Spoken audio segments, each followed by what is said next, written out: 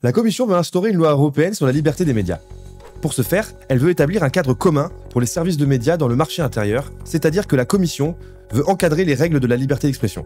Le véritable but de cette nouvelle réglementation est clair: imposer la doxa européenne de la Commission à tous.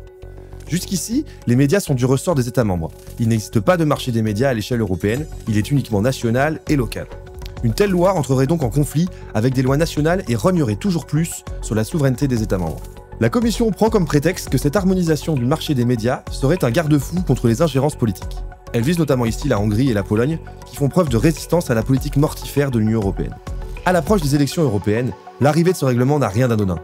Il tombe à point nommé, car l'UE, en s'emparant de cette nouvelle compétence des médias, se donne les moyens de faire pression sur les organes de presse qui ne partageraient pas ses orientations. En faisant passer ce texte, la Commission porte en fait atteinte à la liberté de la presse et à l'indépendance des médias et ouvre la porte à une censure de l'information par Bruxelles.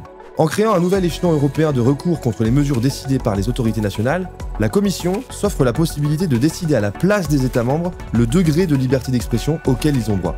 L'UE n'a pas à s'immiscer dans le fonctionnement de l'espace médiatique de chaque État membre. Ce texte est une menace pour nos libertés, pour la liberté d'expression, pour la pluralité des idées.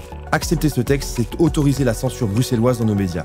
C'est la raison pour laquelle les députés européens RN du groupe ID ont voté contre ce texte.